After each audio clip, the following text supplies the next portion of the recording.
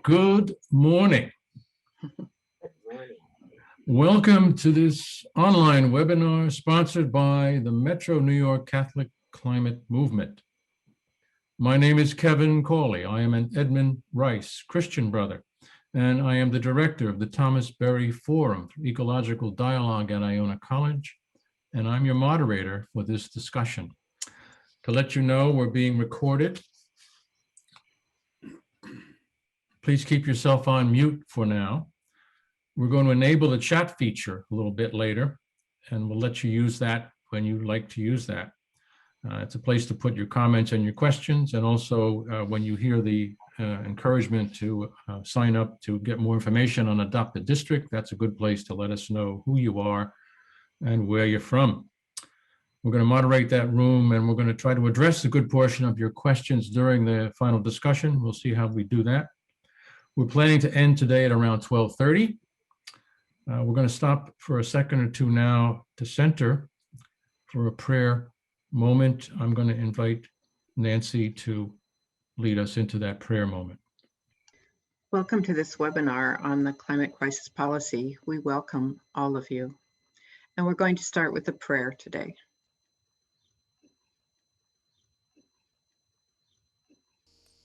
Feel the pain of those who suffer from natural disasters and those that suffer at the hands of those who simply do not care. Let us act on our call to protect and to nurture God's creation.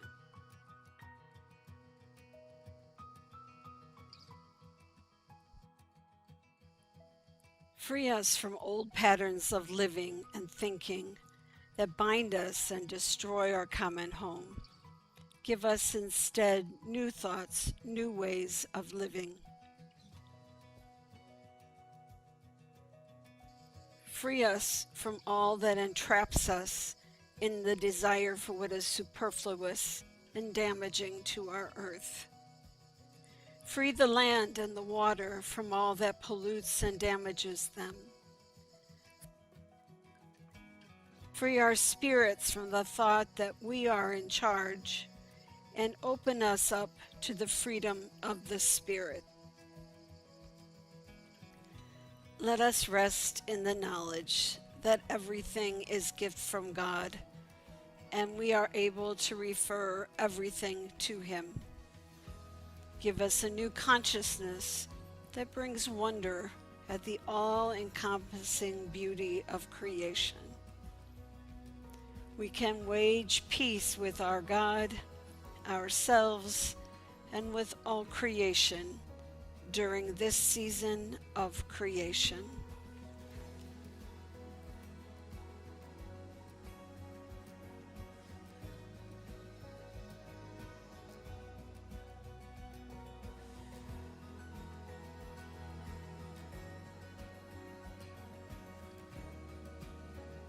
Amen.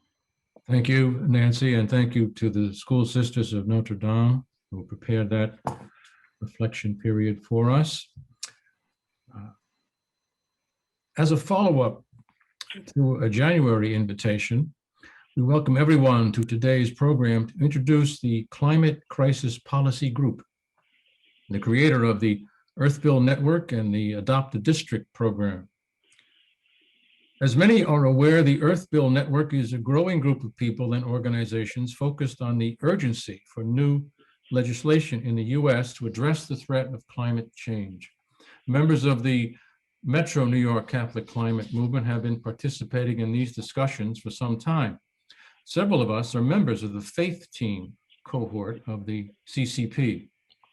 We have been especially impressed by the vision and commitment of the main organizer of climate crisis policy, Mr. Todd Fernandez, who has agreed to join us on our panel today. We will hear from Todd shortly.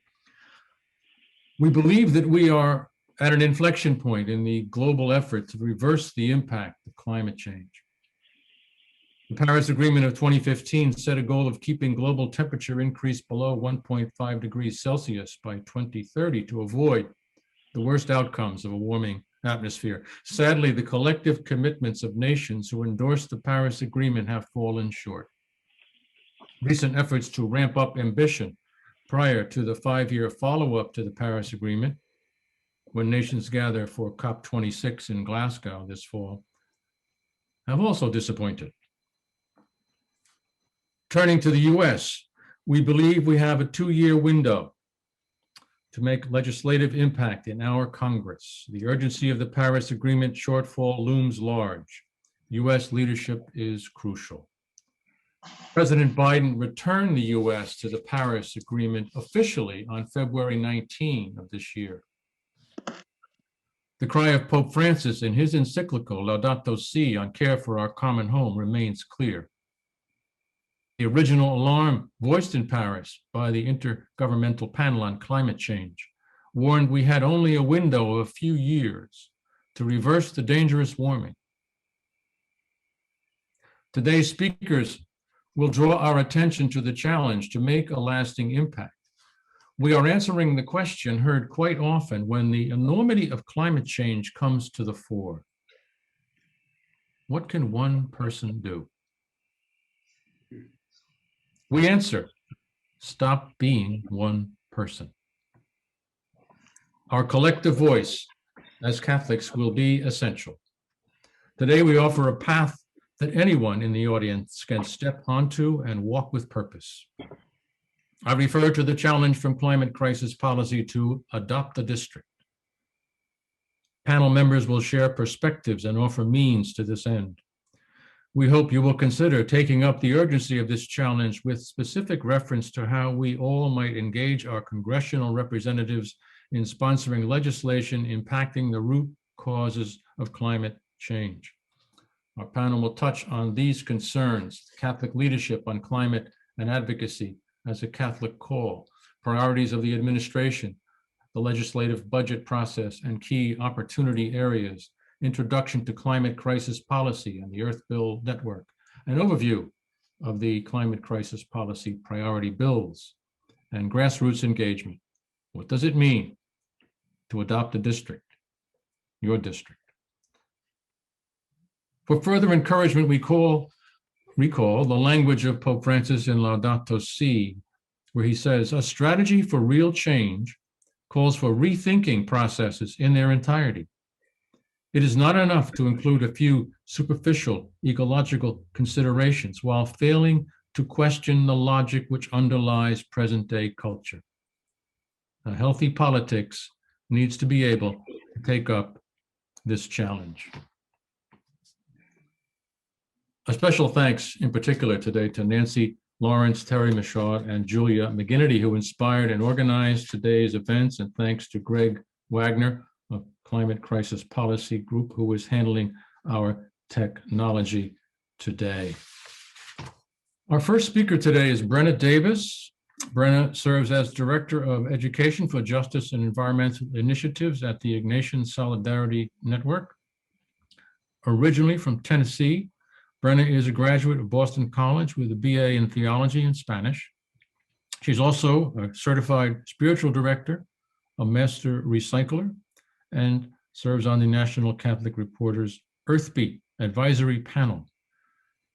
Brenna will share her insights on how advocacy is an essential part of our faith and a call to all Catholics. Brenna, over to you.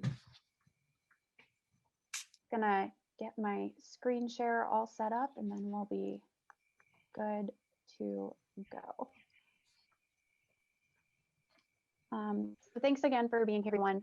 As Kevin mentioned, I'm from the Ignatian Solidarity Network, and our mission is to educate, network, and mobilize Catholics on a variety of justice issues, including the environment.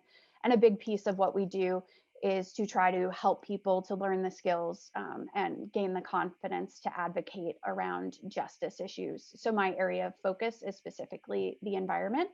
And so today we're just gonna briefly look at, I'm just gonna be doing some context setting about advocacy as a Catholic call, and then just talking about some of the leaders and leadership that we've seen in the church around environmental justice and climate change. So the first thing that I always like to think about with Catholics as we're thinking about advocacy is what it means, and that's to add a voice. We are called from our faith tradition to use our voice to speak truth to power and to denounce injustice when we see this. We see this all the way from the Hebrew scriptures to the gospel to modern Catholic social teaching. And one of the definitions for advocate is actually from the gospel, paraclete, right? So the Holy Spirit is our advocate and is called alongside us.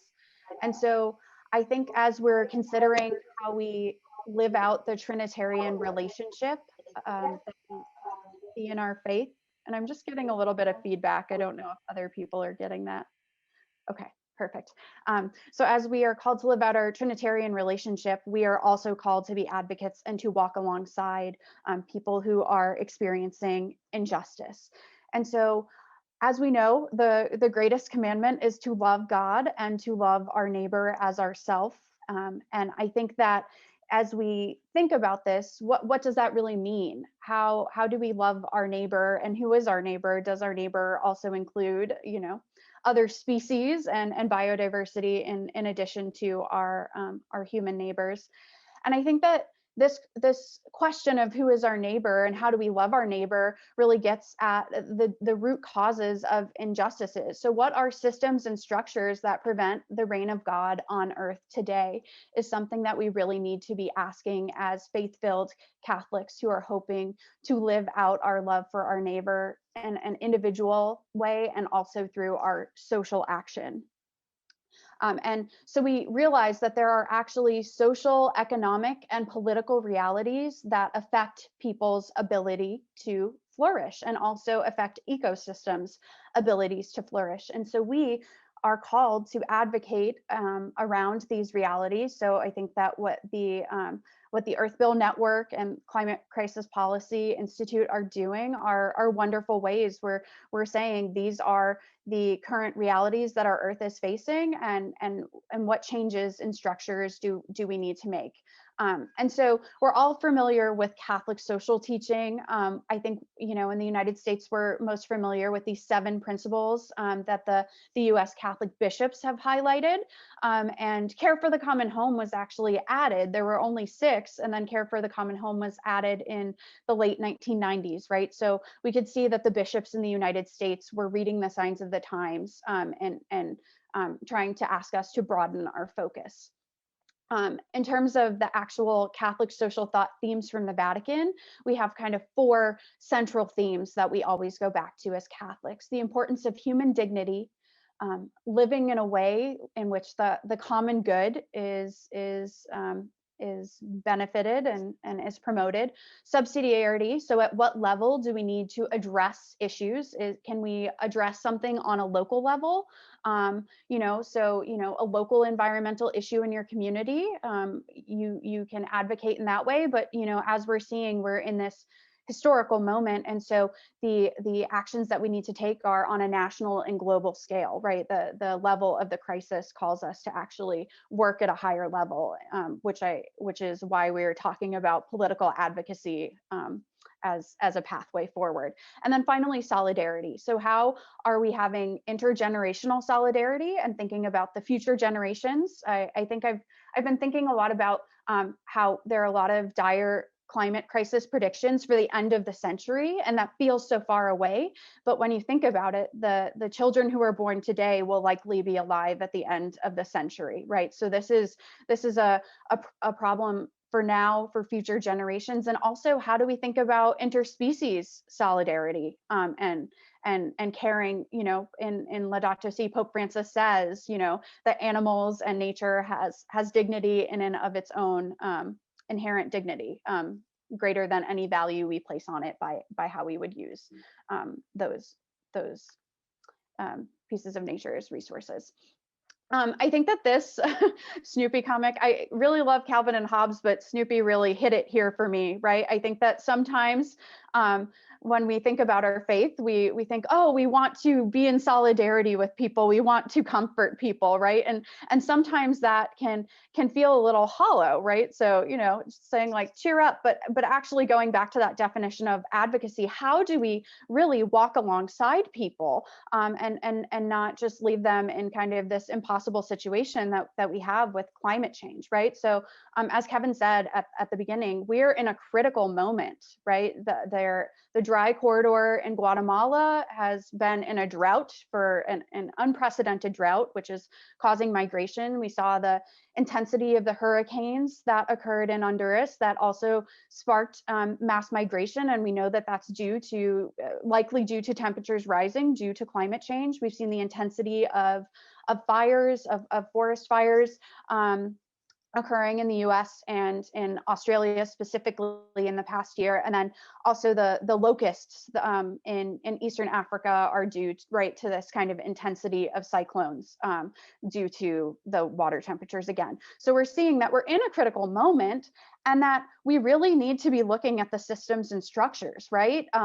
Recycling isn't going to get us out of these problems that we're facing right now and the scale at which we're at and the historic moment that we're at. So we have to look at how is our economic system tied into this? Where are decisions being made and who are in positions of power to change these systems? And I would say that Catholics have a really important moral voice in asking these questions, right? So what we need right now is a revolution.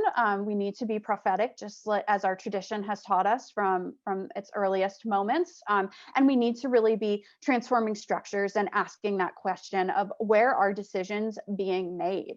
And how can we as Catholics promote human dignity and the common good in these places where decisions are being made? And as it was stated at the beginning of the session together, as Kevin stated, we have 2 years specifically in the US context where a lot of decisions are being made in Congress and where there is potential for really transformative climate action. And so as Catholics, we are called to lend our voice and to try to change these structures. And I think that it's always important to remember that, I think we're all familiar with this 2 feet of love in action. So there are individual actions that we can take, and then there are also social justice actions. And sometimes in the Catholic Church, we forget about our tradition of social justice and looking at root causes. And I would argue that at this point in history, we need an environmental feat of love in action. So a lot of the time we're talking about the individual changes that we can make, like recycling and conserving water, and we need to make those changes. Without us individuals making those changes, we won't make the changes that we need.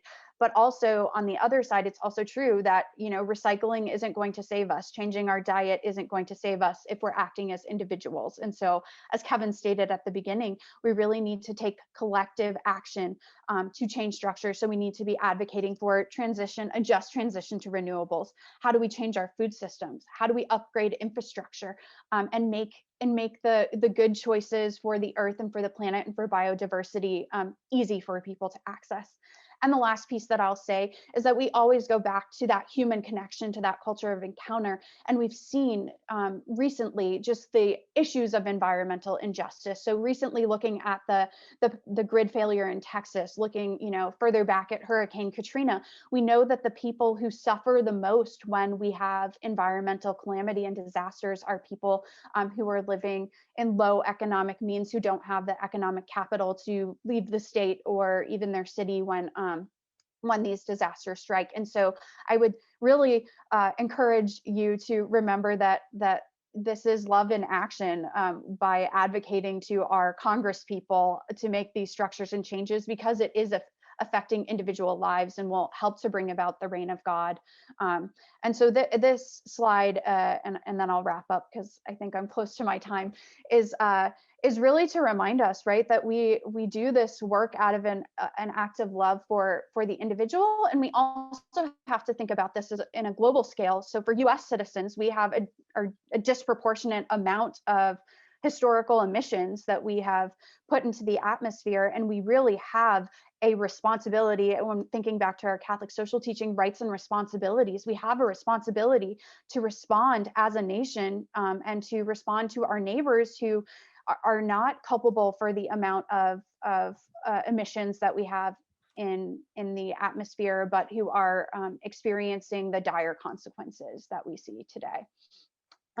So just very briefly, in terms of the Catholic leadership on this issue, we have seen Pope Francis speak out very clearly that this is an essential piece of our vocation through Laudato Si. I also appreciated how at the beginning of Laudato Si, he really talks about that history of caring for environmentalism throughout the Catholic Church, right? So he mentions Pope St. Paul VI, St. John Paul II, Benedict XVI. All of these popes have been talking about the climate call to, or the call for Catholics to act on climate. And some contemporary examples, Bishop John Stowe, Cardinal Wilton Gregory, Bishop McElroy are just a few of the USCCB who have really spoken out on this issue and are pushing the rest of the bishops to think about climate change as a life issue. And then we cannot forget our religious sisters communities who have been doing this work for a very long time. They are always ahead of the curve, and LCWR, who is talking about the intersections of climate change, racism, and migration. So Catholics really are on the cutting edge of climate change and advocacy. And I always turn to this quote when I am starting to feel a little hopeless, right? Merton reminds us that our job begins where hope ends as Christians, and our job is to continue to advocate, to continue to speak truth to power to our politicians, and to demand change, and to demand that we dismantle structures that are causing our sisters and brothers to suffer and are not allowing all life to flourish. So thank you so much for your time. I'm going to put a few resources in the chat from the Ignatian Solidarity Network to connect you with some of our advocacy efforts around climate change and migration. Thanks.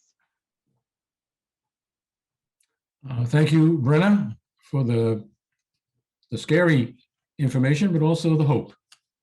We need to hear all of that. Our second speaker today, Jim Walsh, currently serves as the Renewable Energy Policy Analyst for Food and Water Watch. In this capacity, Jim provides policy guidance and support to local, state, and national policy campaigns that help to ensure a just transition to 100% renewable energy by 2035. Jim will provide an overview of the DC legislative terrain, the Biden administration proposals, the Clean Future Act, the Appropriations and Reconciliation process, and key climate legislation to pay attention to. What are the 2-3 key priorities? Thanks, Jim. Go ahead. Great. Thank you so much for that really powerful introduction and voice of the need for action that Brenna just gave. And thank you very much to everyone who helped pull this together and for inviting me to be here as part of your community. And thank you to Todd, who's going to be talking a little bit later. And the project he's talking about doing is such an important and critical part of moving things forward, and that people bring your voices to decision makers and communicate with them about these policies and why they're important. I can tell you, being somebody who works as a lobbyist in DC, that not all of us are evil people, but there are a lot of lobbyists in DC who are not caring for the sort of agenda that Brenna just laid out. And so it's so important that they hear from people who care about these issues and take that on. And so Food and Water Watch is an organization that works to protect our essential resources, food and water, from special interests that seek to exploit these for their own personal gain. And I'm happy to be here to talk to you guys. Partially, part of my happiness comes from my own background. It's really largely shaped by my Catholic upbringing and Jesuit education, and is really help shape the way I view the world and the work that I do today to create a more just and equitable world for everybody. Because I do believe my neighbors are far more than just the people who live on either side of me in my condo. But it really is the totality of this planet and world we live in, and we have a responsibility to all of them. And in Laudato Si, the Pope, I think, lays out in sections 26 a really important, foundation that, really, I think describes where we are right now in Congress, that these powerful interests are actually masking the problems and concealing their symptoms with an effort to reduce some of the negative impacts of climate change. But they aren't actually addressing the real systemic issues that exist in the solutions that are being put forward. And those bear themselves out in a lot of the false solutions that we're seeing in Congress. And, I put this image of this carbon unicorn there because really the sorts of ideas that are being brought forward are fairy tales, but that perpetuate the continuation of our existing dirty energy system, but purport to be addressing the climate crisis. These are policies like carbon capture, which we're hearing a lot about, carbon pricing, offsets, bioenergy, factory farm biogas, and even the idea of a hydrogen economy is being touted by the oil and gas industry pretty heavily. And we can have another conversation about these policies, but I think that, the words of the Pope were very much captured in that these are policies that are being put forward to undermine and purport to address the crisis, but really are falling short. That section of Laudato Si goes on to say, really that we need to move off fossil fuels. We need to develop sources of renewable energy. And we need to make sure that there's more access to them. And there are policies that can do that, that will help to address this. These are tangible and concrete things. And Todd is going to talk about these in more specifics later on. But these are, at the end of the day, these are the functional things that we can do. We can stop fracking and new fossil fuel infrastructure, phase out existing fossil fuels and factory farms, moving towards broader electrification of our housing and building sectors, ending the use of single-use plastics, ending massive fossil fuel subsidies. I think that's one of our biggest opportunities this year, and I'll talk a little bit more about that later, but ending fossil fuel subsidies is so important. And Todd's going to talk about the End Polluter Welfare Act. That is the marker bill for how we can end fossil fuel subsidies, and a really important policy that I think we have an opportunity to move pieces of this year. And really taking that money that we're investing in fossil fuels and other resources and investing it in a just transition, in energy efficiency, grid upgrades, demand response, clean energy, clean water. A lot of the discussion is around jobs, like what do we do with all the people whose jobs it is to build pipelines? Well, you know what? There are people that are suffering right now and don't have access to clean water. We can build water pipelines and improve the quality of life for our communities and create jobs. Instead of doing things that are poisoning our water and poisoning our planet and creation, we can actually do things that will help enrich our lives and make them better. And so I want to talk a little bit about where things are federally.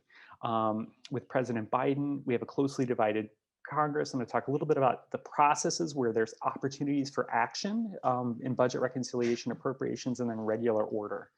And so President Biden said this really amazing thing during his campaign that has not been said by anyone else who's been elected to president. But it's that, he wants to get rid of fossil fuel subsidies. And this really gives us a tremendous opportunity now in Congress. Now, President Biden can do a lot as president, but he's limited by Congress. And we're going to talk about some processes where things move forward, where the end of subsidies can move forward. But it's ultimately Congress is where these decisions are being made.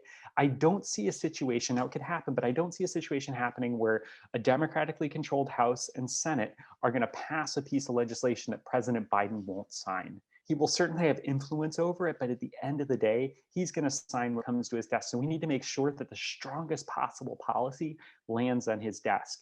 And he's putting his thumb on the scale right now in his campaign and his priorities to end fossil fuel subsidies. But there are people in Congress, even people within his own party, who don't share that belief. And because there's a closely divided House, right now we have 211 Republicans, 219 Democrats, and 5 vacant seats. And in the Senate, it's even smaller margins. And those small margins give a lot of power to small groups of people. People who've been paying attention to politics maybe have heard about how Senator Manchin has a lot of power right now in the Senate as being a moderate deal maker. The reality is a lot of different opportunities for that sort of power to come up from small groups of people that can actually help to form policies and get priorities into these spaces. The policy opportunities where they provide themselves is through really three major areas: budget reconciliation, appropriations, and regular order. Budget reconciliation, this is my first time really going through a budget reconciliation process and what happened with the COVID package. And I'll tell you, it is by far the worst way I've ever seen policy get made. But the outcome of it was actually really good in terms of being able to help support communities, provide resources for vaccines, and help to rebuild after the virus. So there can be positive things that come out of this process, but it is a messy process. And so I want to talk a little bit about how that process works, or maybe doesn't work a little bit. So the budget reconciliation process starts with the budget chair, who frankly is actually Senator Sanders, who's very amenable to these policies that we're talking about. And so he starts with a budget reconciliation resolution that gives direction to various committees to provide policy or to provide to direction to the committees on what to do in the budget reconciliation process. Now, that direction has to do with funding levels, and everything that moves in budget reconciliation needs to address funding levels. You're not allowed to write policy through budget reconciliation, but by addressing and moving funding levels around, you can actually have a significant impact on the outcome of policies. There's also some parts within budget reconciliation that deal with that's called Votorama. And this Votorama process is something that's a byproduct of what budget reconciliation is really designed to do, which is to get around the filibuster. And the filibuster is the privilege that any US senator has to say, I don't want this to pass, and so I'm going to put a stop to it. And in order to overcome that stop, you need to have 60 votes. And so it's very difficult to get to that 60 vote threshold. And budget reconciliation can actually get around that 60 vote threshold, but there are rules associated with how it is established. And so one of those rules is this Votorama process. In the Senate, the debate is limited. And I believe it's only 20 hours a debate can happen. And then it's cut off. After that, there can be an unlimited amount of amendments that move forward. And the amendments can go for hours or even days. And what we saw happen in the COVID budget reconciliation bill that just moved forward is well over 24 hours of constant votes. And you're literally looking at thousands of votes that are happening on policy to change the budget reconciliation bill at the last minute. And that provides opportunities as well as challenges. So there might be things that we'd want to do in the budget reconciliation to get a committee to change a certain funding amount for a program in a certain way that could have a desired policy outcome, but aren't able to get it through the committee. But maybe we'd be able to get those votes to get the 50% plus one that we would need in the Senate to make it happen. And the fossil fuel industry is working in the same way. In the COVID relief package, there was actually a vote to ban fracking, which has nothing to do with COVID. And these things don't necessarily need to be germane to the decision-making that's happening. But that process creates some opportunities. It also creates some challenges. But having the budget chair, Senator Sanders, be in a position to set us up well for that process, because he will set the rules and the parameters for how those committees need to act. Now, the committees don't need to act in the way that the budget resolution is laid out. They can move outside of that framework, but what that does is it actually creates a parliamentarian issue where somebody is actually able to, in the House, raise concerns about something that is outside of the parameters of the budget reconciliation process. And what that does is sets up a vote that's outside the committee's jurisdiction. The committees are very, and particularly the leaders of the committees, want to have control over what their committee does, and they don't tend to want to cede that control to a potential floor vote that could change the intent of what they're wanting to do. So usually they'll try to stay within those parameters that are set up by the budget reconciliation rule in order to prevent that from happening. And so that's where there's going to be a lot of opportunity to really move. What I see right now is an end to fossil fuel subsidies, because as we're going through that process, we can actually zero out all of these funding for fossil fuel subsidies. And so when you guys are going and meeting with congressional offices that Todd's going to talk about, the End Polluter Welfare Act is an important bill to ask members to co-sponsor. Hello, because Jim. that's This the is market. Kevin, Jim. Yes. We're over at 12 minutes now. Are you Oh. okay to figure out Yes, a way to I'm get to the almost final done here. here? Yes, I will wrap up. Thanks. General order is where these policies are going to follow. The general order of the policies are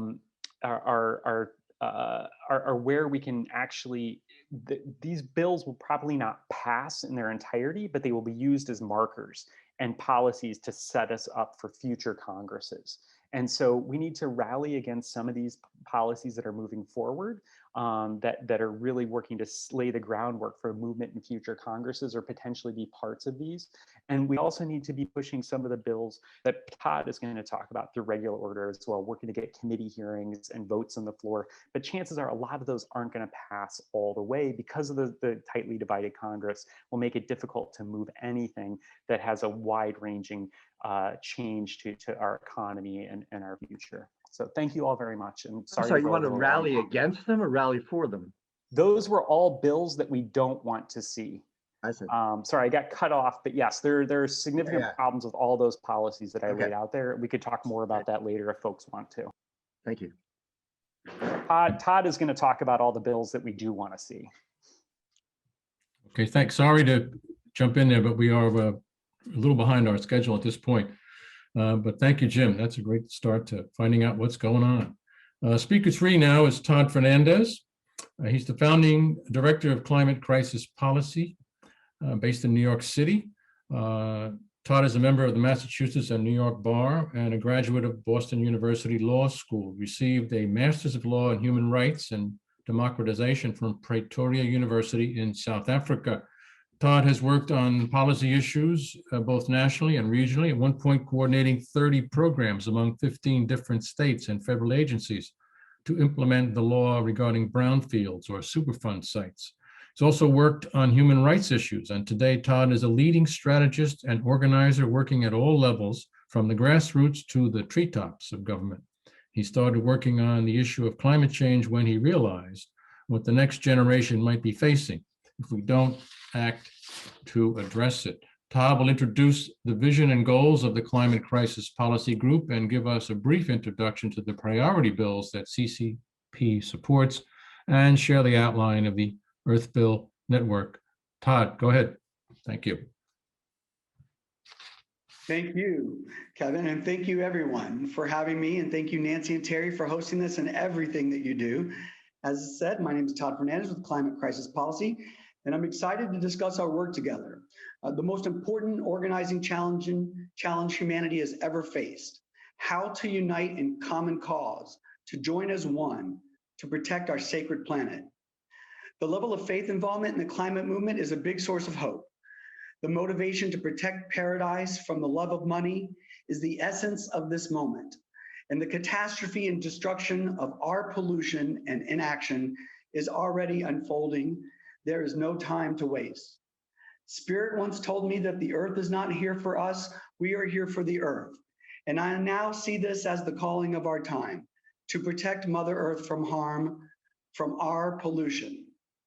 The challenge we face, and it's no easy task, is whether humanity can unite to stop 100 corporations from destroying paradise, or whether we will continue to stand alone until it is too late. And for this, we need a plan for unity. And I believe the faith community could be the core of that unity.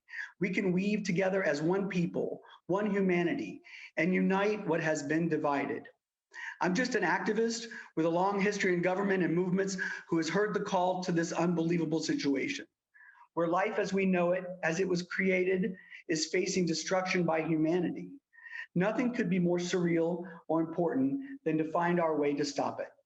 In my world as a human rights lawyer and legislative director, the answer involves making Congress pass laws to stop the pollution causing this nightmare. And that's what we're organizing to do at Climate Crisis Policy, and now with our blossoming community, the Earth Bill Network. So now I'll take you into all of this: our network, our adopted district ground game, the Earth Bill idea, and our 2021 climate bill package, all designed to unite all causes into an unstoppable force for good, for hope, and for our children's future. I'm going to open my PowerPoint presentation now. Share screen. Present. Move a few things out of my way so I can read it. Let's see if we can get going here. So here we have it, the Earth Belt Network. It's time to save our lives and to save our planet. Our big goal is to build unity around policy and then for political power. Essential movement elements in every movement are the demand and the action plan. So that's what we're going to be talking about today. This is a big political moment, as everyone said, 2021 to 22, this Congress administration is focusing, it seems like, on regulations and spending. It's not really clear what their legislative climate agenda is. Congress, again, focused on budget issues and resistance to the filibuster through which substantive legislation could be passed. In the outside movement, there's no real unified demands. So what is missing? Mandates to stop our pollution are missing. Fast deadlines that are enforceable. And then a calculation of the projection of greenhouse gas reductions from any proposed policies or bills. We have to know if we pass this, it's going to have X impact on reducing emissions. And then most importantly, a plan to build the transition. Who is going to build 100% renewables and where are they going to build them? This is why the Earth Belt Network has been created. And we're starting with principles for a mass movement. Transparency and inclusiveness. In my opinion, you can't build a mass movement with secret societies and insider games. So everything we do is open and transparent. All of our meetings, twice a month, all the committees, everybody's welcome to everything. We're doing this in community. Community is a very important part of my life, and I think that that is the only way we will be strong enough to save our planet is if we work in community. More on that with the adopted district. Autonomy. This is very important. We're not trying to convince anyone to do anything or to conscript everyone into one way of doing everything. So everybody in our network retains their local autonomy. If they like a bill, they support it. If they don't, they don't. Well, that's very important. Freedom. Both and. This was a critical message in the civil rights movement from Martin Luther King, and it means that we're all doing a million things, right, now, but none of those individual things alone have not succeeded in saving us. So we have to also add the coalition, the collective effort. And I would love for everybody to put 25 or 50% of your time going forward into joint efforts. As I say, the individual efforts have not succeeded, as powerful and as wonderful as they all are. The origins of this work, real briefly, in 2014, I went to the People's Climate March. I saw this huge assembly. I thought, wow, this is great. I've never seen a movement with so many people who care. But there was no demand. And I asked everybody, what's the demand? And they're like, what do you mean? I'm like, well, what's the demand? Finally, somebody said, keep it in the ground. I'm like, okay. So I went to NRDC and Food and Water Watch and Sierra Club, and I urged them all to file their own legislation. In 2018, the All Fossil Fuels Act was filed, and we started something called Climate Mondays, where every Monday we had a meeting in Chelsea at a furniture store, 350 NYC, Sunrise, Food and Water, DSA, Rise and Resist were all there. And we went after co-sponsors for the Off Act and got like 50 sponsors. And so everybody got the fever that yes, federal legislation was possible. And Food and Water Watch wrote that All Fossil Fuels Act, and it's still the gold standard in my book, but it wasn't refiled.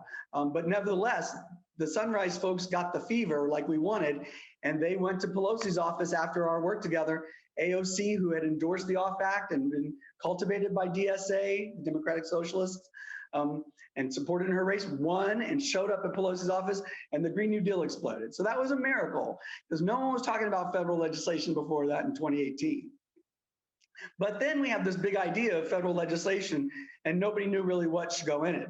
So we spent the next year digesting, working with 350 NYC and a whole bunch of experts from Columbia and all over the place, digesting 150 expert reports, bills, and laws from all over the place, using Project Drawdown as an outline so that we could find the common ground find the specific policy solutions, and unite across the various sectors so we could hope to have power. In my assessment, all these people are working on different pieces of the puzzle. None of them have anywhere near the power to overcome the opposition. And so now we're deep into it, drafting bills and organizing. We're essentially playing the legislative director role for the people. The partnerships have grown exponentially in every direction. Now over 100 local groups and activists and all sorts of other organizations you can see listed here. We're excited about Netroots Nation helping with us, MIT and Project Drawdown doing the greenhouse gas analysis, Metro and NYC Catholic Climate Movement, of course, and a large faith network. So the main emphasis for today is the action plan. Adopt a district is the idea. The ask is that everyone become point in your congressional district so you can serve as a hub to help coordinate all the parties in your communities that care about this. And we want to get your name and your group and your email on the master list on our website. That way people can find you and we can start to coordinate it across causes. There are 435 congressional districts. We have 100 activists in 70 districts already adopted. And you can see that list. The goal of those folks is to build these local coalitions in community. And we're using the climate bill package as a part of that process to link activists by topics that they're passionate about. So the fracking people and the plastics and the animal rights and the pesticide folks and the water act, you get the idea. So now is our work to build this infrastructure, to unite at that level, expand our base. So we need to find who raised funds for the congressman, who were the chief donors, who does the hair of the congresswoman, who teaches their kids. We're talking about the fate of our planet. So we need to go deep into the community and find the levers that can influence these elected officials and be ready to act. This is our political power. We don't have the lobby power. We have people power. So adopt a district, please, today. Some of the grassroots activists and leaders that have already adopted districts. On the left, you can see the leaders from local chapters. So these are the local chapters of these major organizations that you've all heard of. So it's the local activist who's been there for decades, who really knows folks in the community. So that's power.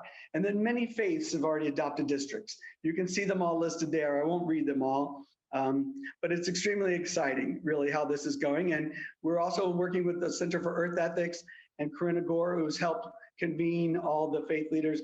And I have to shout out to Lavona Grow, who's running our faith effort along with Nancy Lawrence. And it's just unbelievable.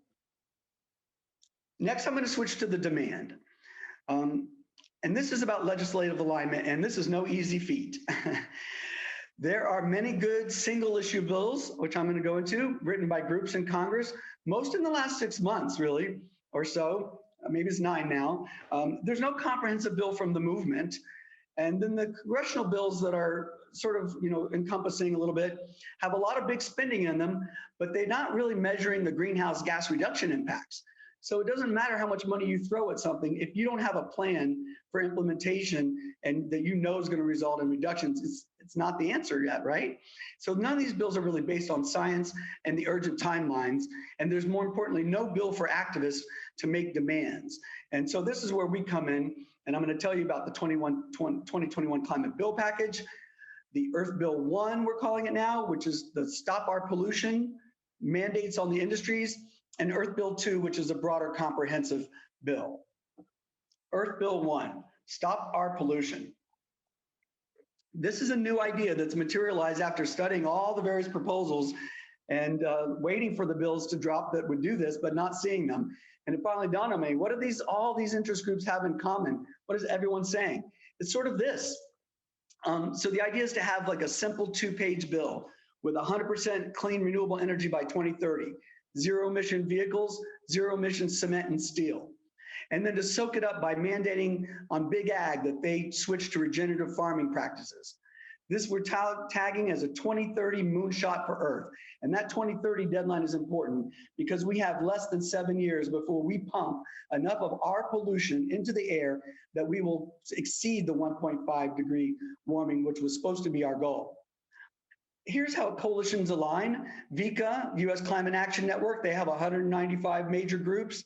They've got standards. The OFF, Food and Water Watch wrote, 400 groups endorsed. They had the vehicle and electricity standards. We're using their language for the bill. EDF, Environmental Defense Fund letter, there's like over 50 groups. They have similar language that's helpful. The Thrive bill, which is the Green New Deal table, about 15 groups. They have these ideas in it, but these are not mandates in their bill. The Clean Futures Act from the House has zero emissions by 2030 or 80%. You see it.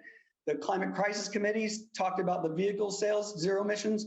The World Resource Institute is pointing to cement and steel. And the Auto Association is already on board with zero emissions, 100% electric vehicles by 2030.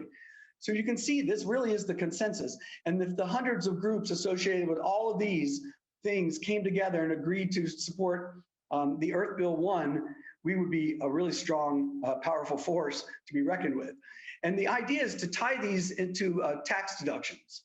So we tie performance obtaining of these goals to the general business tax deductions.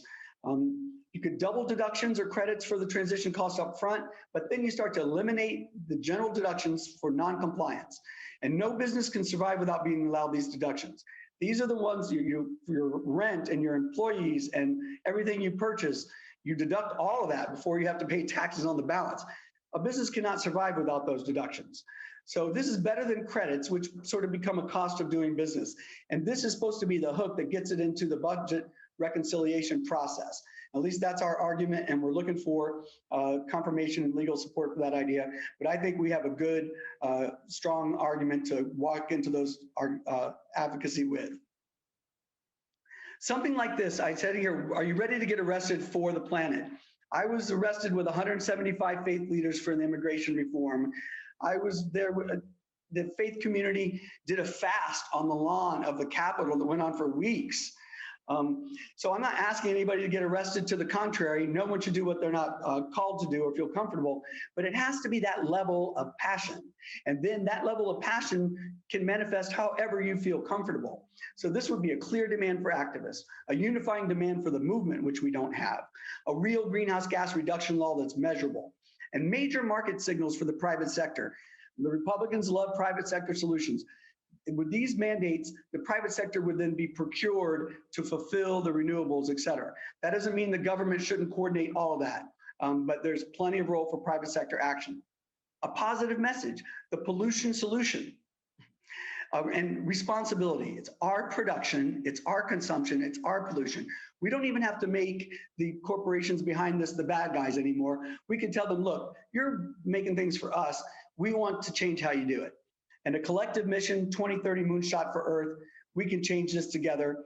You can envision actions where everybody sends back their electric bill with go clean, and we make every street light in America and every city a charging station. This is already in the works. So the big point here is to build movement power. No single issue has enough power alone. We must unite across sectors. The opposition is united, big oil, big ag, big pharma. They control the game. Politically, they control Congress ultimately. That's why none of these mandates are in anything. But mandates are their worst nightmare, and they are the ultimate solution. So it's time to call the question on power, and this particular cause creates the opportunity to retake our democracy unlike anything in history. Again, the carbon clock, 1.5 degrees, 6 years, 9 months, 24 for the others. The end is in sight. Earth Bill 2 is a much more comprehensive climate bill. We're crowdsourcing policies from 15 sectors. We're including coalitions and groups. And by the time we finish that, hopefully by August, we will have built a real broad-based coalition. And the plan is to launch that at Netroots Nation in August. So now everybody take a breath. With me, please. And now I'm going to take you through a lightning round of the climate bill package for 2021. And these bills have major coalition backing. They're deeply written and very detailed.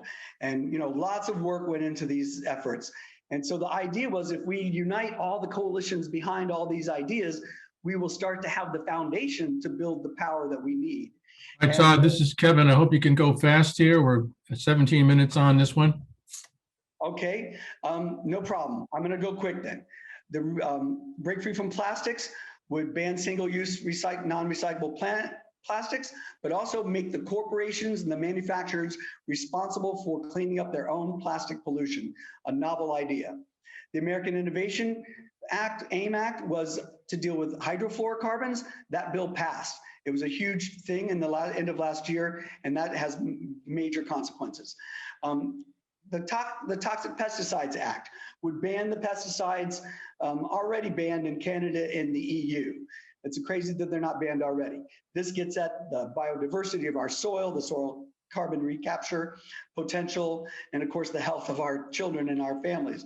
Farm System Reform Act, get rid of the CAFOs, these large concentrated animal feeding torture operations, and it stops the construction of new ones and it phases them out by 2040. And importantly, has $100 billion for transition to regenerative farming practice. So you see how this bill would fulfill the mandate of 100% regenerative agriculture, or go toward that. Food and ag merger moratorium, obviously it's the corporate consolidation, and it's not just the consolidation of the industries. They control Congress because of this power. So you can see 4 corporations control most of the grain and beef, and then they cut what farmers get paid.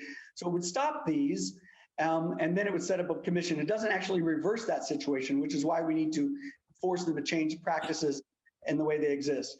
Climate Stewardship Act, this is technical assistance for farmers to transfer into new climate practices and grant funds for clean energy on farm, plus 16 billion trees in 400 in urban areas, and protection of wetlands and restoration there.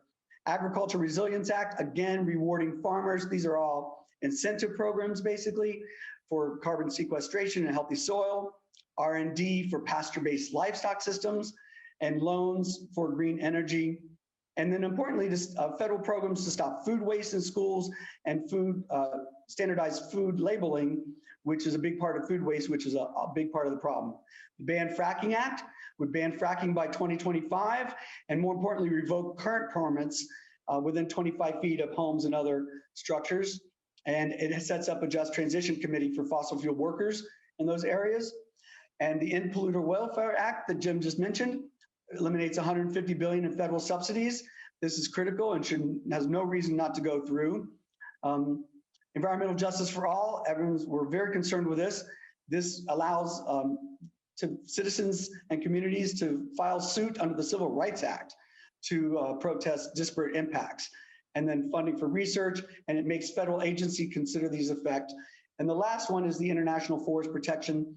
This is a new bill by Senator Schatz, which would protect the forest, the rainforest in Indonesia that are being illegally destroyed to make products that come to the United States. And this would change the trade rules and make all the importers trace their supply chains, publish those, and then there are a variety of enforcement mechanisms. This could not be more important, saving the lungs of the planet, and it's our consumption that is doing that. So obviously we're doing all of this for our children and our children's children, and for all the species, 100 species a day going extinct. And I just leave you with the test of everything we do has to be this. What is the projected greenhouse gas reduction impact of any new law? If Congress is not telling us this, don't buy it. 2, what is the timeline for those? And the timeline has to have a plan. So 3, who is the general contractor in the governmental role that's going to oversee the building of renewables and transmission in the timeline we need?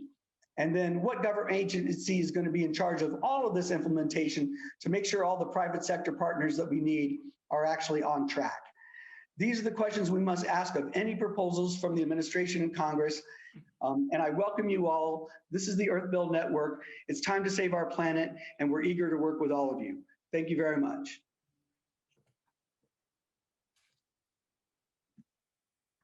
Thank you, Todd. Tremendous expanse of projects there, and a wonderful comprehensive report for us to give us a chance to find out what is happening and what should we do about it. There is a moment here for a slight break.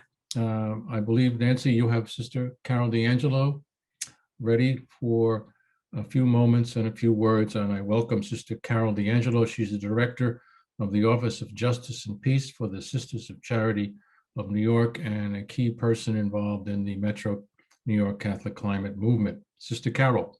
Yes, I am here. Thank you. I see us gathered here today on this webinar as people of faith, truly people of faith, concerned about our young future generations, human and non-human, but we are people of faith who want to work and leave for the children of today and future generations a flourishing, life-sustaining earth and community of life. And I don't think those of us who are here listening need to be convinced, but I think we need to say this because it's been said a couple of times already today, that we are seeking ways, and this adopted district is certainly one way, to raise a collective and moral faith voice on behalf of the cries of the earth for peoples in all communities of life. We are people of faith who want to live Pope Francis's call in Laudato Si, and I was so glad he said it. We are called to create heaven on earth. We're not to wait for heaven, but we're called to create heaven on earth as expressed in Laudato Si. And although I know we've been presented with a lot of information today, we can go over it and we'll hear it again. But I do believe that what we are doing is really creating that heaven on earth. So I see this as such a strong beginning to form a community of faith-inspired activists whose individual faith voices will become communal voices of faith that speak to and sometimes challenge those with political, corporate, and financial power, people whose decisions impact Earth and her peoples, and very often negatively. What I'd like to raise up now and challenge us to think of, have we really thought of this past hour, almost hour and a half, as a time of prayer? Because as people of faith, as Christians, we are called to pray unceasingly. We know that it can be powerful, transformative. And I often wonder if we need to break open what it means to be people of prayer. And I see this today as us being people of faith who we're raising our minds, our hearts, our wills, our bodies up, not just to a God who is mystery love and a Trinitarian God, as Brenna mentioned before, but to a people that see it as so important to be a community not only of humans, but of non-humans. And so I really think that what we need to do is, as we think about adopt a district, it's a very powerful way to pray with the 2 feet that Brenna mentioned earlier, the feet of charity and of social justice and action. So I just invite us to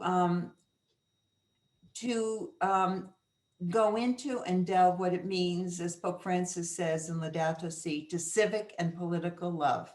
He calls us to civic and political love. And so again, a lot of speaking today and words. We've got a lot to take in, but I think it's a real invitation to us to really live the gospel. This is a true living of the gospel, the good news. When we think of this, we're calling this, I wrote this down, the Earth Bill Network. I think I'd like us as people of faith, and as I go out and try to share this and get people involved to adopt a district, I'd like us to think of this as the real gospel of today, the living the good news, that we have the power as people of faith to go out, raise our voices, and speak with legislators to let them know that through this Earth Bill Network, through us, and we've got a lot to learn, but we're not doing it alone. We're doing it together, and we have people with experience in lobbying who can help bring us through this so that we truly can show that we have that ability to repair the damage we've done to our earth and our people by raising our collective and moral voices. And again, you said it, Todd, and I think this is so important. We need to call our legislators and other people in power to make just, transparent, inclusive, moral decisions on behalf of Earth and all God's creation. Thank you. Thank you, Sister Carol. Thank you very much. A refreshing moment for all of us. Our fourth speaker today is Bob Simon.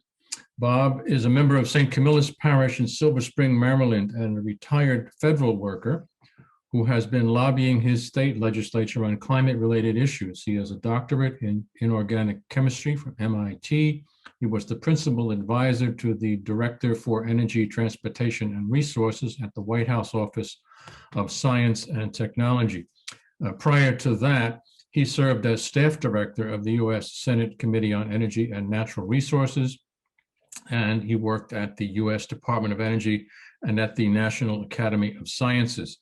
Bob will share his experience, give us pointers on how to lobby our congressperson effectively, and we'll hear more about what it means to adopt a district. Thank you, Bob. Thank you very much. Let me share my screen and we can get started.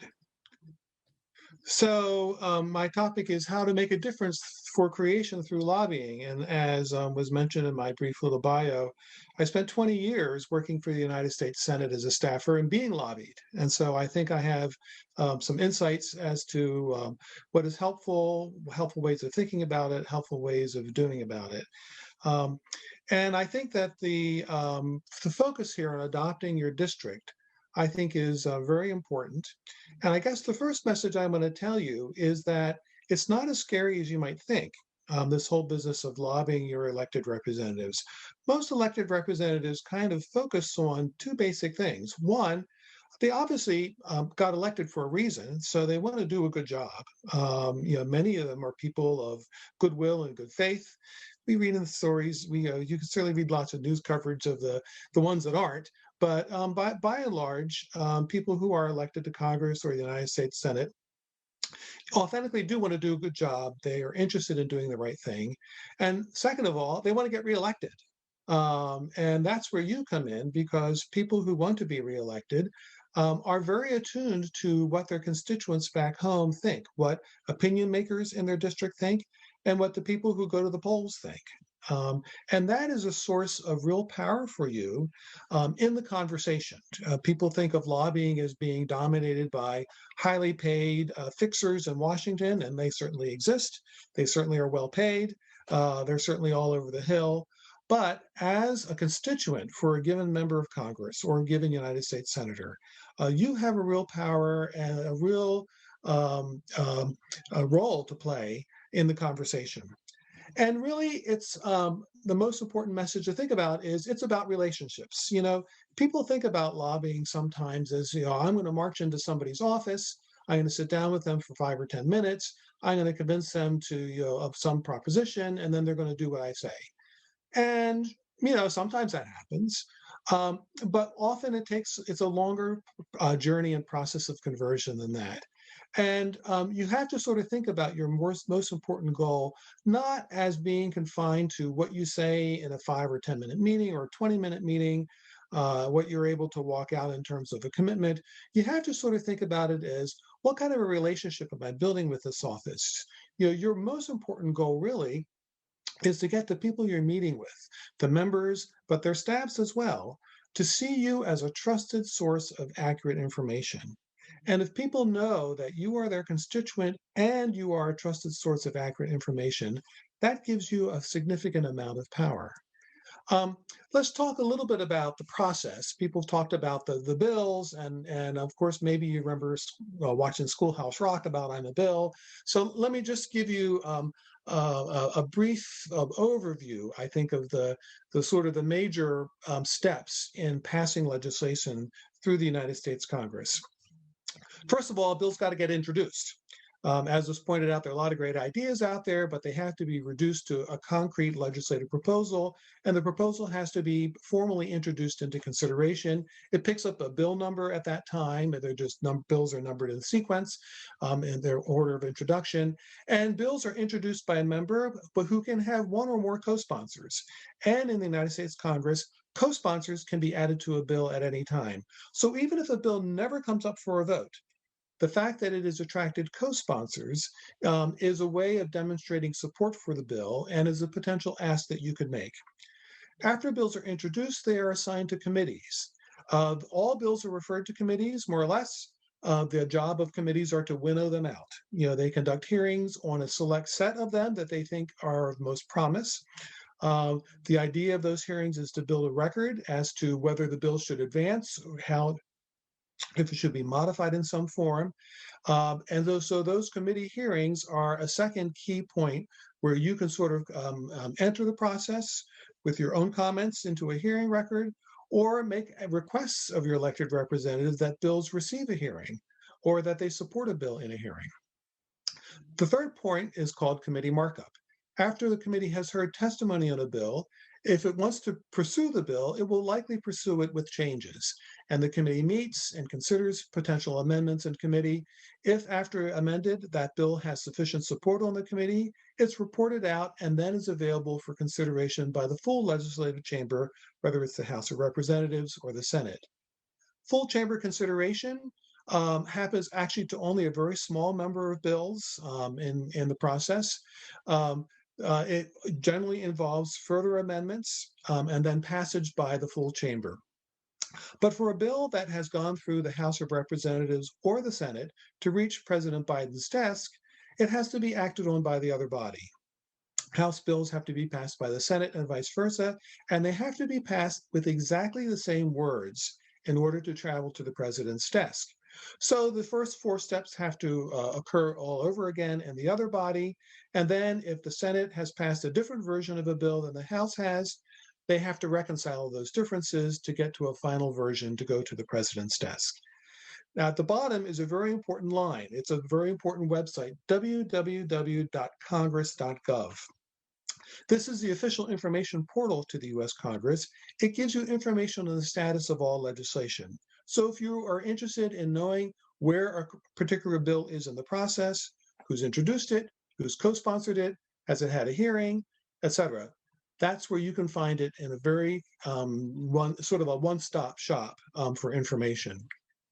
Now, people always think about when they have a meeting on Capitol Hill that they're meeting with a senator or meeting with their elected member of the House of Representatives, and that's great if you can pull it off.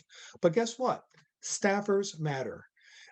If you were offered a meeting with a staffer, that's not a problem because staffers are the gateway. They're gateways for information and analysis to their bosses. And staffers also know that they need to care about what the constituents back home think about their boss. Even though I worked on a committee, the chairman of my committee was in the state of New Mexico. When people from New Mexico wanted to come and talk about energy legislation, I sure as hell met with them because they were important to my boss. And I didn't want them going back to my boss saying, gee, Jiminy, Senator, we tried to meet with your staff and they won't meet with us. What kind of a job are you doing representing us? So staffers matter and they are important people to talk to. And you can meet with people, of course, in Washington, but guess what? About every 6 or 8 weeks, everybody in Washington's had enough and they take off and they are called district work periods or sometimes congressional recesses. And they sometimes travel, hither and yon, but mostly most member of Congresses will go back to their districts during these district work periods or recesses.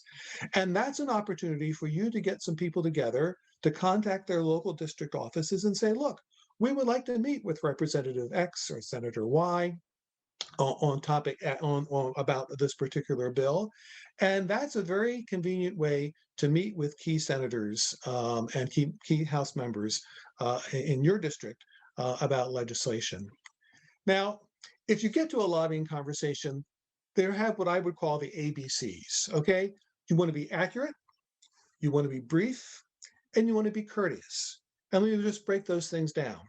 If you're going to lobby about a bill, you should know the bill's number and the bill's name so that everybody knows what you're talking about. You need to do your homework on the issue. This portal I talked about, www.congress.gov, can help you find out ahead of time if your representative has co-sponsored a bill, has taken a position on it. And of course, if you're in a conversation and you're asked a question that you don't know the answer to, please don't try to fake it. Don't try to BS these people. Congressional staff, by necessity in dealing with lobbyists, have to develop pretty good BS detectors, okay? So they'll know. Just say, I don't know, but I'll get back to you with the answer. And that's actually the gateway to a further conversation with them. Be brief, get to the point. If you're going in with 2 or 3 or 4 people, make sure before the meeting, everybody knows what their speaking points are so that you're not kind of wandering all over the landscape, contradicting each other or repeating each other in the meeting. Present your case concisely. As was pointed out by some of the previous speakers, it's really important to have a specific ask that can be answered yes or no. Will the representative co-sponsor a bill? If the bill's in a committee that they're on, will they press for a hearing for the bill? Will they support the bill in committee? Finally, be courteous. Don't be upset if who's meeting with you changes at the last minute. That happens all the time. Don't yell. Don't be snarky. Don't threaten. Thank everybody at the beginning of a meeting and at the end of the meeting of a conversation. Guess what? Be nice to the receptionists, okay? You may think that the receptionist is just there to sort of keep you at bay until the time of your meeting. Find out who they are, because guess what? When you call back to that office, guess who's answering the phone? It's the receptionist. If you find out the receptionist's name and you treat them like a human being, guess what? You will stand out as a visitor to that office. And then whenever you have a meeting, follow up afterwards with a nice thank you note. If you have 2 or 3 points, it's a great place to concisely say what your main points were. Look for ways of staying in touch with your representative and the staff about the issues. Offer to be a bridge to them, to other people in their district or in your state that care about the issues and its effects on their communities. And if they take an action that you like, then find a way to put yourself at their disposal to tell people in the district or the state about it.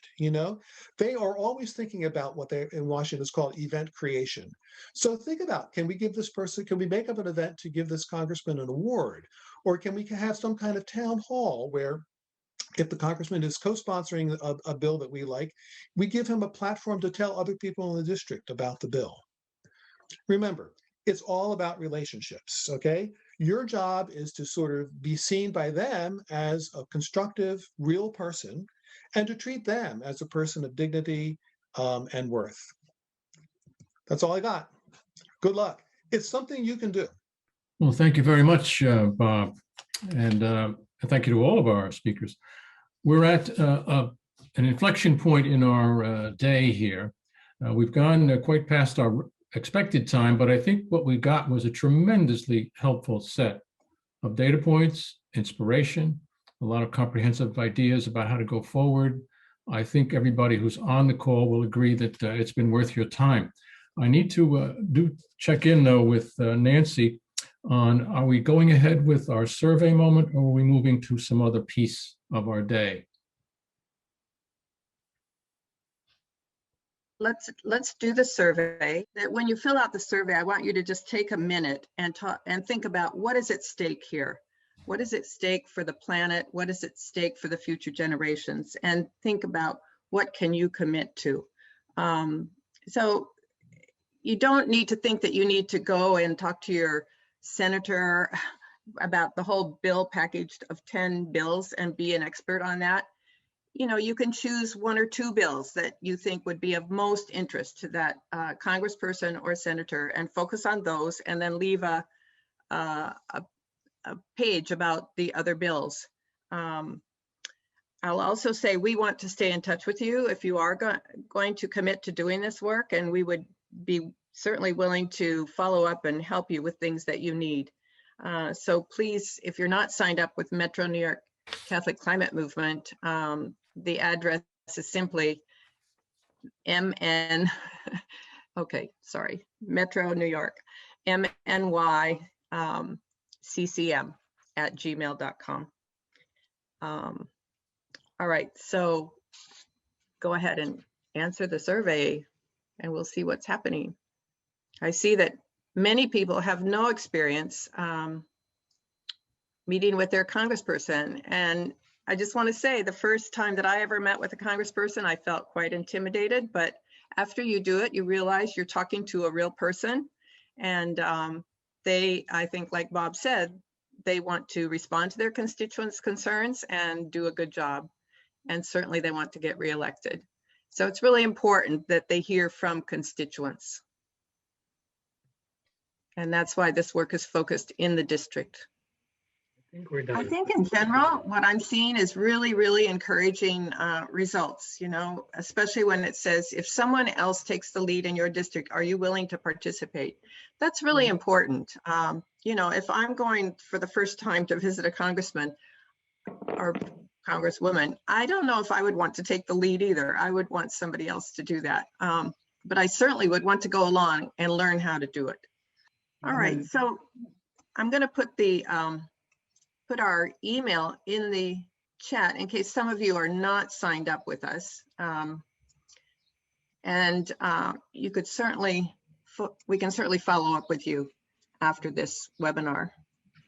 While we're waiting, if anybody has a question of our speakers, you could ask the question. Hi, this is Fran. I just wonder, what about the filibuster? Don't we need to get rid of that first before any of this can go forward? I'd like to answer that. Great. Am I on here? Oh yeah, can you hear me? Yeah. Go ahead, Hi. Todd. Go ahead. So I'm going to make a pitch for eliminating the filibuster. Every piece of substantive legislation that we want to pass, from immigration reform to the DREAM Act, to the George Floyd Act, to real meaningful climate legislation, you name it. We need to get rid of the filibuster.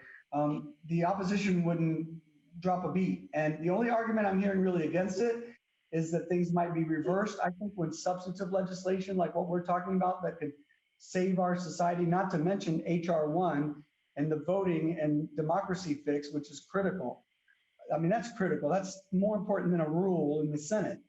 So I don't see a pathway without limiting the filibuster.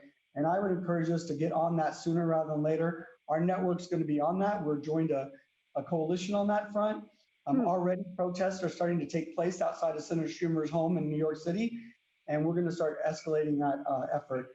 If you agree, please join us for that. Thank you, Todd. Just, you know, kind of echoing what Todd said, I think that's absolutely right, that the filibuster is really a tool that needs to be done away with. But I do think that that doesn't mean that all of our opportunities to move policies are gone. And there are going to be opportunities this year to move substantial pieces of legislation. And even eliminating the filibuster is not just going to pave the way for these policies to move forward either. So to think that that's what's standing in our way is deluding ourselves to the bigger problems. It is certainly an obstacle that we need to remove, but the fossil fuel industry and all the polluters there are going to continue to be there after the filibuster, and they're going to continue to maintain the status quo. And so while removing the filibuster is critical, it doesn't mean there aren't opportunities to move the ball down the field this year. And it doesn't mean that once we get rid of it, all of our work is done. Really, there's a lot of work to be done to remove it, and a lot of work to be done on these policies before it's removed and after it's removed. I agree with that. It's not a panacea. On a lot of bills, it will be, but not for climate bills. Everyone, I just put in the chat the website, climatecrisispolicy.org, and there's a whole tab on adopted district, and the form to volunteer is there. If you have youth in your family that want to adopt, Fridays for the Future has their own form, and you're welcome to. So anything you need question-wise, you can find it on that website. And you can also sign up for our listserv there to make sure you're invited to all of our meetings and updates. And we have a final prayer. Chat is saved. We're finishing up, okay? I think so. All right. Well, I'm actually going to take advantage of my moderatorship here and move to a quote from Thomas Berry about how we might go forward as we finish up, and we're talking about collective action. The time has come to lower our voices, to cease imposing our mechanistic patterns on the biological processes of the earth, to resist the impulse to control, to command, to force, to oppress, and to begin quite humbly to follow the guidance of the larger community on which all life depends.